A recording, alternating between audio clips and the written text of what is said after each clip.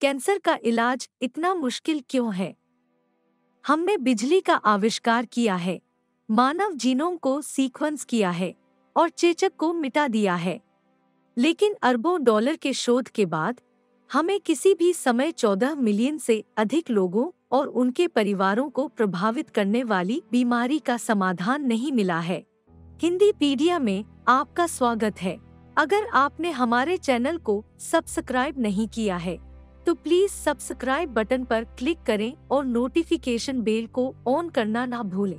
Cancer उत्पन्न होता है क्योंकि सामान्य सेल्स म्यूटेशन जमा करती हैं। अधिकांश समय सेल्स म्यूटेशन या डीएनए डैमेज का पता लगा सकती हैं और या तो उन्हें ठीक कर सकती हैं या स्वयं को नष्ट कर सकती हैं। हालांकि कुछ म्यूटेशन कैंसर सेल्स को अनियंत्रित रूप से बढ़ने और आसपास के टिश्यूज पर आक्रमण करने की अनुमति देते हैं या यहाँ तक कि दूर के अंगों को मेटास्टेसाइज भी करते हैं। एक बार जब वे मेटास्टेसाइज हो जाते हैं तो कैंसर लगभग लाइलाज हो जाते हैं और कैंसर अविश्वसनीय रूप से जटिल है। यह सिर्फ एक बीमारी नहीं है, 100 से अधिक विभिन्न प्रकार हैं और हमारे पास कोई जादू की गोली नहीं है जो उन सभी को ठीक कर सके। अधिकांश कैंसर के लिए उपचार में आमतौर पर ट्यूमर को हटाने के लिए सर्जरी का संयोजन और पीछे छोड़ी गई किसी भी कैंसर सेल्स को मारने के लिए रेडिएशन और कीमोथेरेपी शामिल है।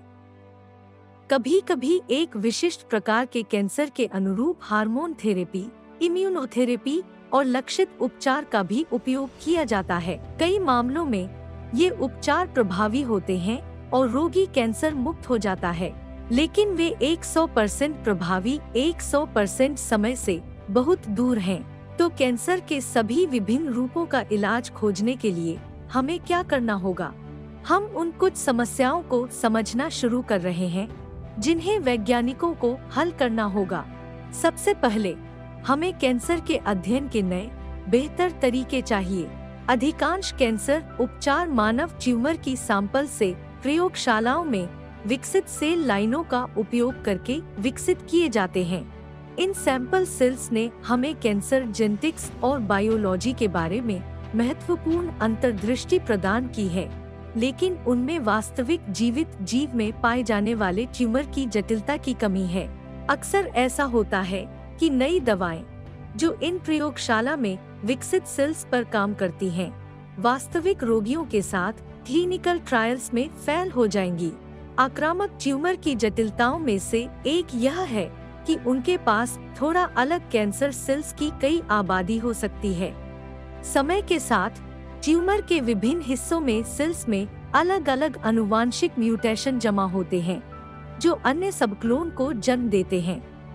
उदाहरण के लिए ग्लियोब्लास्टोमास नामक आक्रामक ब्रेन ट्यूमर में एक ही रोगी में 6 अलग अलग सबक्लोन हो सकते हैं। इसे क्लोनल हेटेरोजेनिटी कहा जाता है और यह उपचार को मुश्किल बना देता है क्योंकि एक दवा जो एक सबक्लोन पर काम करती है उसका दूसरे पर कोई प्रभाव नहीं हो सकता है। यहाँ एक और चुनौती है। एक ट्यूमर एक गतिशील अंतःस्थापित इकोसिस्टम है।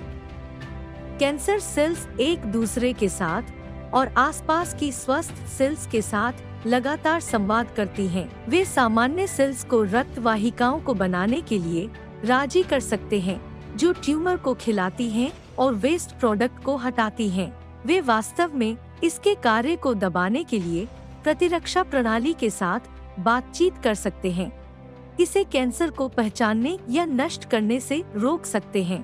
अगर हम संचार की इन लाइनों को बंद करना सीख सकें तो हमारे पास ट्यूमर को स्थायी रूप से खत्म करने में बेहतर शॉट होगा। इसके अतिरिक्त बढ़ते सबूत बताते हैं कि हमें यह पता लगाना होगा कि कैंसर स्टेम सेल को कैसे मिटाया जाए। ये दुर्लभ है, लेकिन ऐसा लगता है कि इनमें विशेष गुण हैं जो उन्हें कीमोथेरेपी और रेडिएशन के लिए रेजिस्टेंट बनाते हैं। सिद्धांत रूप में भले ही बाकी ट्यूमर उपचार के दौरान सिकुड़ जाए, कैंसर स्टेम सेल का एक छोटा सा अवशेष एक नए ट्यूमर के विकास का कारण बन सकता है।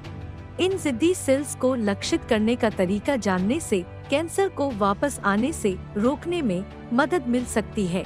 यदि हम उन समस्याओं का समाधान कर भी लें, तो हमें नई समस्याओं का सामना करना पड़ सकता है। कैंसर सेल्स एडेप्टेशन में मास्टर होती हैं। तनाव में जीवित रहने के लिए अपनी मोलिक्यूलर और सेलुलर विशेषताओं को एडजस्ट करती हैं। जब उन पर रेडिएशन या कीमोथेरेपी द्वारा बमबारी की जाती है, तो कुछ कैंसर सेल्स अपनी जीन एक्सप्रेशन को बदलकर उन पर जो कुछ भी हमला कर रही हैं, उसके खिलाफ प्रभावी ढंग से सुरक्षात्मक ढाल पर स्विच कर सकती हैं। कैंसर जटिल प्रणालियां हैं जो लगातार इवॉल्व और अडेप्ट होती हैं। उन्हें हराने के लिए हमें उन प्रायोगिक प्रणालियों को खोजने की जरूरत है जो उनकी जटिलता से मेल खाते हों, और निगरानी और उपचार के विकल्प जो कैंसर के परिवर्तन के रूप में अडेप्ट कर सके। लेकिन अच्छी खबर यह है कि हम प्रगति कर रहे हैं, वह सब होते हुए भी जो हम नहीं जानते। अधिकांश प्रकार के कैंसर के लिए औसत मृत्यु दर 1970 के दशक से काफी कम हो गई है और अभी भी गिर रही है। हम हर दिन और अधिक सीख रहे हैं, और प्रत्येक नई जानकारी हमें अपने शस्त्रागार में जोड़ने के लिए एक और उपकरण देती है। हमारा वीडियो देखने के लिए धन्यवाद। कृपया हमारे चैनल को लाइक, शेयर और सब्सक्राइब करके हमारे चैनल को सपोर्ट करें।